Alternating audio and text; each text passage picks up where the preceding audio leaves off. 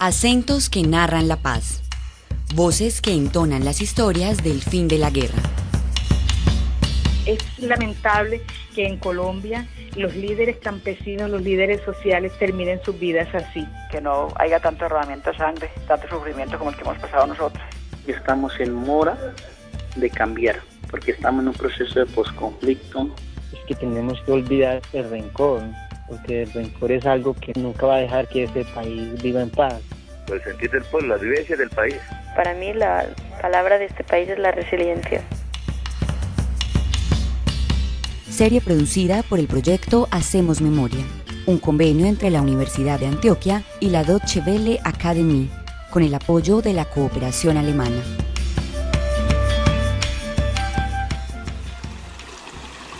Hay un río que corre por mis venas. Hay un río que sabe de mis viajes y del pulso de mis años. Hay un río de canoas alegres que no regresan a la vida, de remos seguros y de rumbo cierto. Un río que habita en las claras mañanas de la infancia. Un río que aprendí de mi madre en las horas tempranas del alba. Y había un canto en su voz que era como la miel más dulce, y una niñez que era como la desnudez del paraíso. Este poema se llama Hay un río en la memoria. Sus versos son unos de los más conocidos que se han hecho al río Atrato. Fue escrito por Juan Bautista Velasco Mosquera, un escritor, líder cultural y periodista chocuano. Y es que la riqueza cultural que rodea al río Atrato está representada también en el universo de poemas, canciones de varios géneros musicales, pinturas, fotografías y otras manifestaciones que los que conviven con el río usan para expresar su grandeza. Entre ellos está el investigador con quien conversaremos en este capítulo de Acentos que narran la paz, William Klinger, quien es director del Instituto de Investigaciones Ambientales del Pacífico y compositor de más de 100 canciones, varias de ellas dedicadas al río Atrato. Fue merecedor del Premio Rey de la Canción Inédita en el Festival Cunas de Acordeones en 2011, Rey de la Canción Inédita en el Festival de Canciones Samuel Martínez en 2009 y Rey Vallenato de la Canción Inédita en 2009.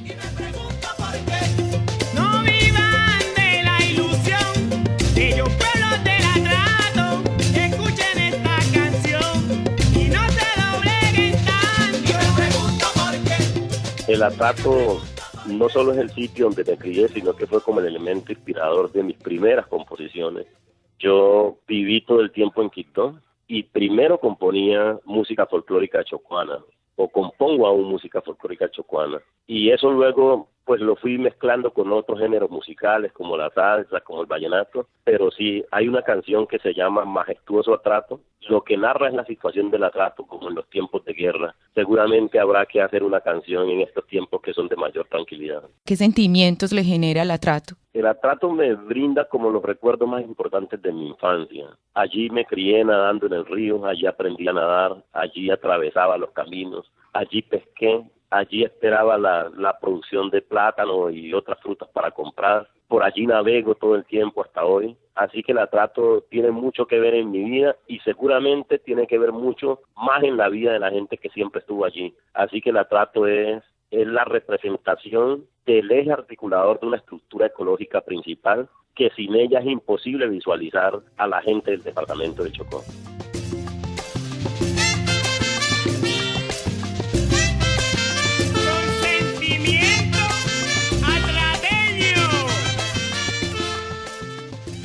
Ser declarado sujeto de derechos significa para el río Atrato que sus aguas, sus espacios, su gente, su memoria, sus tradiciones, sus dolores, tienen voz y están aquí para contarnos una historia, para expresar su sufrimiento, para levantar la mano como víctima y decirnos que es hora de cambiar de rumbo.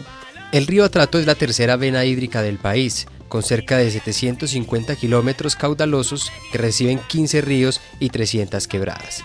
508 kilómetros desde Quibdó hasta Urabá son navegables durante todo el año para embarcaciones de hasta 200 toneladas.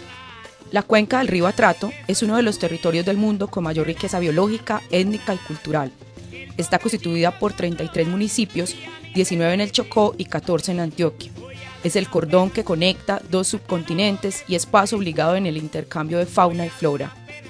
Chocó geográfico es una región, una ecorregión comprendida entre la frontera con Panamá en el norte hasta la frontera con Ecuador en el sur. William Klinger, y desde la línea costera en el occidente hasta la cresta de la cordillera occidental. Ahí hay más o menos 11 millones de hectáreas que comprenden parte de los territorios de Córdoba, Antioquia, Risaralda, Chocó, Valle del Cauca, Cauca y Nariño. Y por supuesto que ese territorio comprende propiedades colectivas de negros indígenas del país y la cuenca del río Atrato en su totalidad.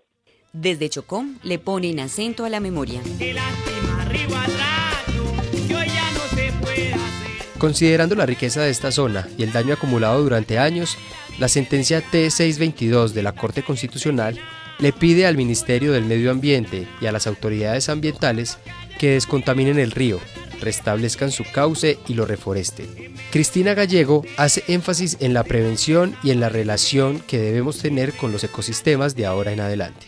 Esta decisión de declarar a un río como sujeto de derechos es de verdad una decisión histórica. María Cristina López Gallego, profesora del Instituto de Biología de la Universidad de Antioquia e investigadora en conservación de la biodiversidad. Esta es la primera sentencia en Colombia y la tercera a nivel internacional, en el cual una parte de la naturaleza, un río en particular, se declara como sujeto de derechos. Eso tiene muchas implicaciones porque estamos planteando desde el gobierno, ¿cierto?, desde la Corte Constitucional, que la naturaleza es una parte importante que debemos proteger y debemos garantizar que se proteja y que persista a largo plazo. Y eso es muy importante no solo para proteger la biodiversidad y el ambiente en general, sino porque si no protegemos la naturaleza y la biodiversidad, entonces no vamos a poder garantizar el bienestar de los humanos. Pues nosotros esperamos que sea un ejemplo de un modelo a seguir en otras partes de Colombia y en otras partes del mundo, ¿cierto?, en donde realmente tengamos en cuenta no solo los derechos fundamentales de los humanos, sino los derechos fundamentales de las otras especies con las que compartimos este planeta y de la naturaleza como tal. Una parte importante de la sentencia ordena a las entidades gubernamentales que coordinen la restauración de los ecosistemas, es decir, los ecosistemas que ya han sido muy degradados, necesitamos ayudarlos a recuperarse. Y si bien esto es muy importante, y la restauración de ecosistemas degradados es muy importante, yo quiero resaltar que es más efectivo y es más importante prevenir la degradación de los ecosistemas y hacer conservación de manera proactiva y no, digamos, dejar que las cosas lleguen a puntos extremos en donde ya tengamos que hacer restauraciones, pues o tengamos que implementar acciones de restauración que son muy complejas, que toman mucho tiempo, que toman mucho dinero y que realmente no son tan efectivas. Que esta sentencia debe ser una oportunidad para que cada vez seamos mejores para conservar y prevenir la degradación de los ecosistemas naturales. Y si bien hay que hacer restauraciones, pues no puede ser una solución mágica con la que pensemos que podemos solucionar los problemas. Lo que tenemos que hacer es prevenir la degradación y como compaginar los sistemas de producción y que garantizan el bienestar de los humanos con la conservación. Eso sí se puede hacer. Hay muchos ejemplos de muchas partes del mundo que han demostrado que sí podemos tener actividades económicas y sociales y culturales que sean sostenibles y que no degraden desde el punto de vista ambiental y social nuestros territorios. La cuenca del río es habitada en su mayoría por comunidades negras e indígenas. En el Atrato conviven 42 consejos comunitarios de organizaciones negras que ocupan el 46% de toda la cuenca y 91 resguardos indígenas que se asientan en otro 26% de la cuenca. Para William Klinger, la sentencia es una excelente oportunidad para trabajar juntos por el río Atrato. Pienso que el asunto es poder lograr que esos dos grupos étnicos, William Klinger, de la forma como están organizadas a través de consejos comunitarios en el caso de comunidades negras y de resguardos y cabildos indígenas en el caso de comunidades indígenas, no solo interactúen, sino que estén de acuerdo para la toma de decisiones que se van a generar en el marco de este proyecto que ha concitado, digamos, el interés de muchas entidades y que mi principal temor es que como mucha gente está interesada en la sentencia, empiecen a actuar sin coordinación y no tengamos los efectos que debiéramos tener. Estos diversos grupos sociales, ubicados en la cuenca o en las orillas del río, construyen su vida alrededor de él. Para estas comunidades el río es su fuente de transporte, de alimentación, de diversión. Allí realizan todas sus prácticas productivas, todas sus prácticas de sobrevivencia. Jimena González, abogada del Centro de Estudios para la Justicia Social, Tierra Digna. Así que entendimos que los derechos fundamentales para estas comunidades sí que estaban asociadas al río y que el río era entonces el eje de la vida que necesitaba ser protegido, ¿sí? Esa fue entonces como la comprensión que nos animó a adelantar este proceso judicial. A pesar de ser una región rica por su diversidad y sus recursos, ha sido una de las más olvidadas de Colombia, muy golpeada por el conflicto armado, por la pobreza y por la falta de presencia de entes del Estado. Sin embargo, la disminución de la violencia ha posibilitado el retorno a tierras abandonadas o que los habitantes naveguen el río de otra forma. Hoy se respira un aire de mucha tranquilidad. William Klinger. En el Atrato. Recientemente hice un viaje Quito-Murindó, Quito-Río Sucio, y la cosa es totalmente distinta a lo que veíamos hace un año o más tiempo atrás. Creo que el fallo que procura el bienestar de la gente y del río se traduce en un elemento más para consolidar la paz territorial. Y eso debe acompañarse de un proceso de ordenamiento territorial, de planes de ordenamiento de las unidades ambientales costeras, de planes de ordenamiento de la cuenca del Atrato y la inversión de recursos de una manera coordinada para que no se dispersen los esfuerzos. Síguenos en Twitter como @HacemosMemoria.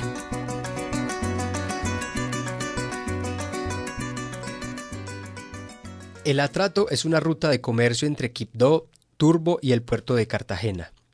Es la mejor vía fluvial del país, sin que el verano impida que se navegue durante los 365 días del año y, a la vez, el escenario natural sobre el que se levanta la mayor biodiversidad del planeta. Para entender las implicaciones del fallo de la Corte y las causas que lo respaldan, conversamos con Jimena González Serrano, abogada del Centro de Estudios para la Justicia Social Tierra Digna. Ella ha sido líder de este proceso y fue la encargada de interponer la tutela. Todo este proceso inició en el año 2010.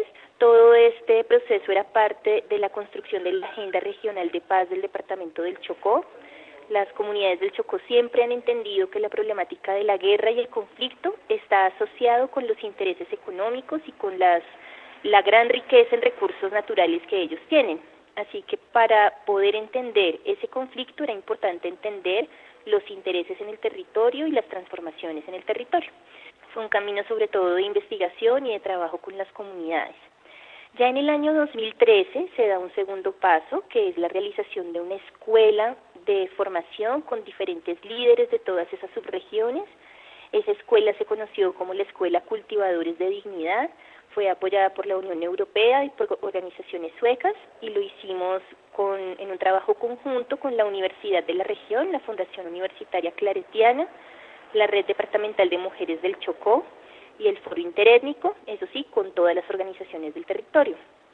Esta escuela entonces se realiza en diferentes puntos del departamento del Chocó y la iniciativa de la protección del río Atrato surge en la escuela que se realiza en la subregión del Bajo Atrato, específicamente en el municipio de Río Sucio. Allí los líderes y lideresas consideraban que la principal afectación que tenían era el cambio en el río, cómo el río se había venido transformando y ya no era su fuente de vida, sino al contrario, fuente de enfermedades. Entonces fue por iniciativa de esas comunidades del Bajo Atrato que iniciamos entonces un proceso para llevar este mensaje de salvar y recuperar el río Atrato a las diferentes comunidades. De esa manera entonces se va creando una articulación de consejos comunitarios, pueblos indígenas y organizaciones sociales en torno a la protección del río. La acción de tutela se presentó en enero de 2015 y pasaron algunos años de litigio con respuestas negativas de la justicia colombiana, a pesar de las pruebas que demostraban la gravedad del caso. Posteriormente, con el apoyo de la Defensoría del Pueblo, de la Procuraduría General de la Nación y de la Contraloría, se presentaron insistencias ante la Corte Constitucional y se logró que la tutela fuera seleccionada. Entonces lo importante es entender que esta tutela no fue presentada desde un escritorio en Bogotá.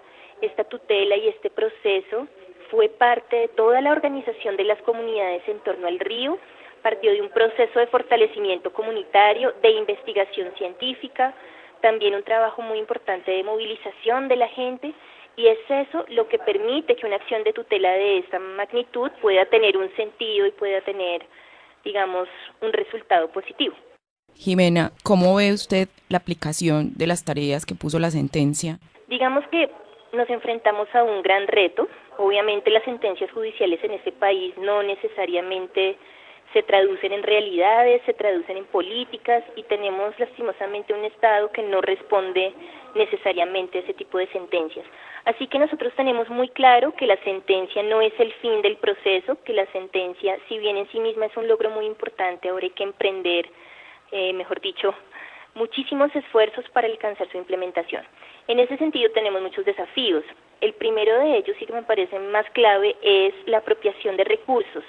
Para que estas órdenes que emite la Corte puedan materializarse, necesitamos un compromiso del Estado a través de la disposición de recursos públicos que nos permitan avanzar en la implementación de esas órdenes. Por esa razón, tenemos la misión de trabajar en un COMPES que nos permita que esta sentencia se traduzca en política pública. Por el otro lado, pues necesitamos una altísima articulación interinstitucional desde el orden central, regional, local.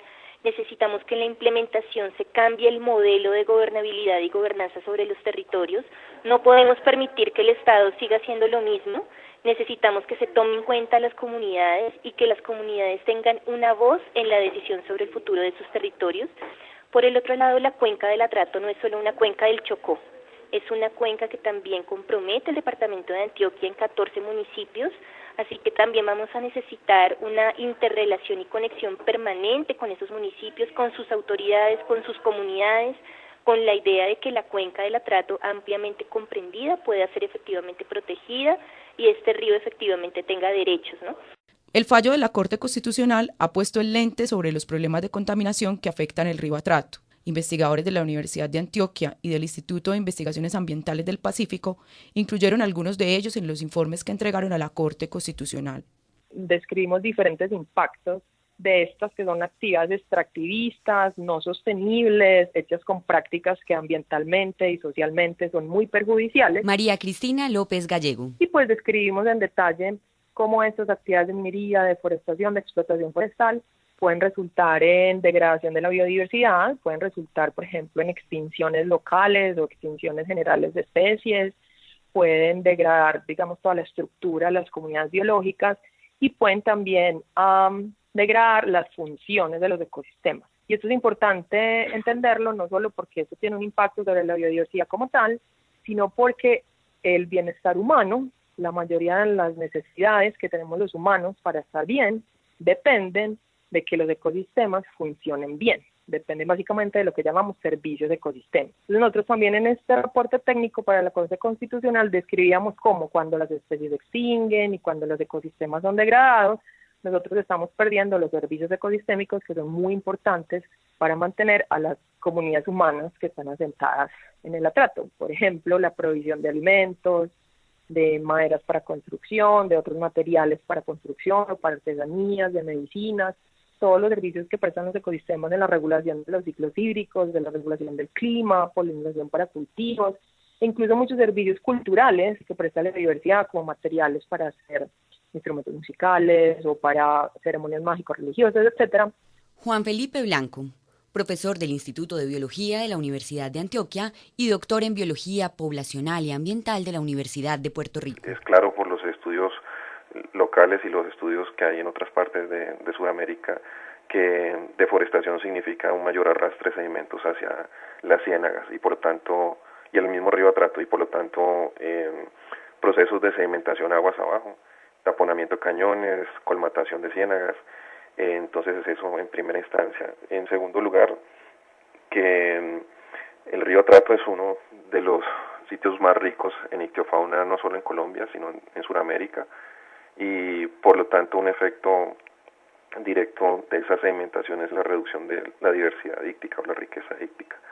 Entonces, digamos que un efecto secundario, aunque no se ha estudiado en profundidad, es que a través de esa riqueza hídrica disminuida, pues hay un efecto sobre las comunidades humanas ribereñas, pues por la disminución de la pesca.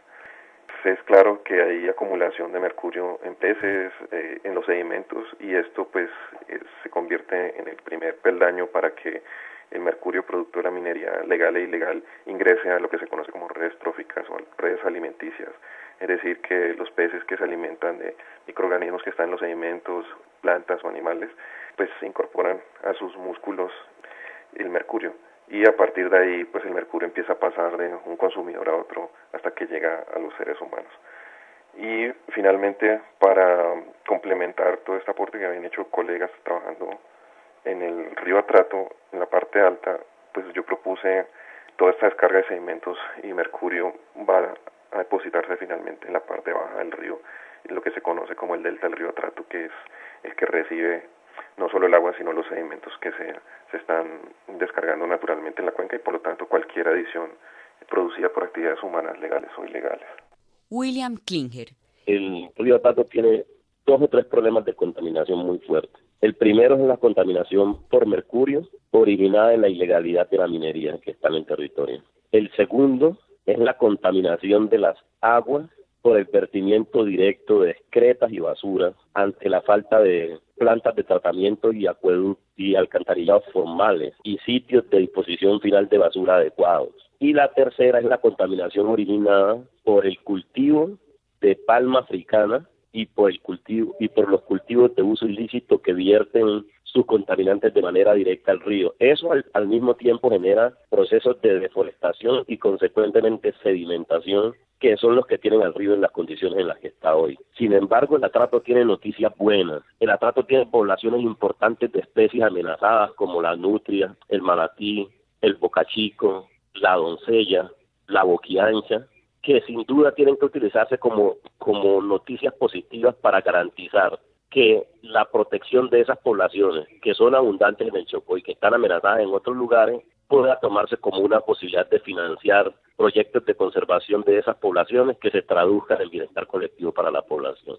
Para los académicos que vienen investigando diferentes temas en esta zona, el fallo de esta sentencia representa una oportunidad para hacer investigación aplicada, aprender sobre prevención de ciertos factores contaminantes para replicar en otros lugares del país y entender al río Atrato como una entidad compleja que debe ser estudiada en todas sus dimensiones. La investigación puede ser orientada a resolver Juan Felipe Blanco. Preguntas específicas, tanto preguntas de índole de salud pública, es decir, cómo llegan, por ejemplo, algunos contaminantes al ser humano en áreas geográficas particulares, por ejemplo, aunque consideramos el río Atrato como el sujeto de derechos, el río Atrato con sus 700 kilómetros en sí mismo es una entidad supremamente compleja. Entonces nos obliga a pensar en los problemas de salud pública de manera mucho más consciente, directa y buscando pues que las preguntas básicas que se plantean traten de solucionar algunos de esos problemas. Y lo otro que creo yo que es importante es que nos permite mirar de manera integral el río Atrato y pensar cómo cada una de las partes, como las divisiones geográficas, las piezas se integran. Entonces, para mi caso particular, no puedo estudiar la desembocadura del río Atrato desconociendo o sin considerar que el agua, los sedimentos y cualquier otro componente que venga con el agua y los sedimentos, pues viene precisamente de la cuenca alta y una cuenca que está siendo deforestada e impactada por la actividad minera legal e ilegal.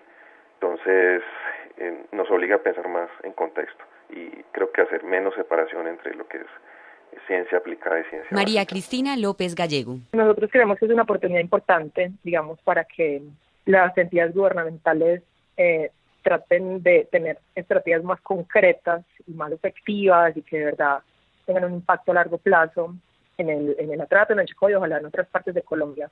Yo creo que esto puede mejorar y creo que como ciudadanos, las comunidades del Atrato y muchos otros pues que estamos en estos territorios podemos ser veedores y podemos tratar de hacer presión social de buena manera para que el gobierno cumpla su función y para que en general toda la sociedad se involucre en estos temas. Yo de verdad creo que esta es una oportunidad muy buena y ojalá las cosas mejoren a futuro. William Klinger. Hay mucha información que puede utilizarse para garantizar mejores condiciones de vida de la población y la sentencia nos brinda la posibilidad de hacer uso de ella porque hemos pasado muchas dificultades para que las instituciones y la gente las use como debiera utilizarlas en tiempos anteriores. Con estas palabras de quienes han estudiado de cerca los problemas del Atrato, damos por terminado este episodio de la serie Acentos que narran la paz. Gracias por acompañarnos. Acentos que narran la paz. Locutores Esteban Tavera, Luz Adriana Ruiz y Jenny Giraldo García. Edición y mezcla, David Berrío. Dirección, Patricia Nieto. Investigación y guiones, Luz Adriana Ruiz, Esteban Tavera y Juan Camilo Castañeda. Agradecimientos, Centro Nacional de Memoria Histórica, Facultad de Comunicaciones de la Universidad de Antioquia, Sistema Informativo de la URBE, Emisora Cultural Universidad de Antioquia, y a todas las personas que hicieron posible la realización de esta serie. Acentos que narran la paz. Voces que entonan las historias del fin de la guerra. Es lamentable que en Colombia los líderes campesinos, los líderes sociales terminen sus vidas así. Que no haya tanto derramamiento de sangre, tanto sufrimiento como el que hemos pasado nosotros. Estamos en mora de cambiar, porque estamos en un proceso de posconflicto. Es que tenemos que olvidar el rencor, porque el rencor es algo que nunca va a dejar que ese país viva en paz. El sentir del pueblo, la vivencia del país. Para mí la palabra de este país es la resiliencia. Serie producida por el proyecto Hacemos Memoria, un convenio entre la Universidad de Antioquia y la Deutsche Welle Academy, con el apoyo de la cooperación alemana.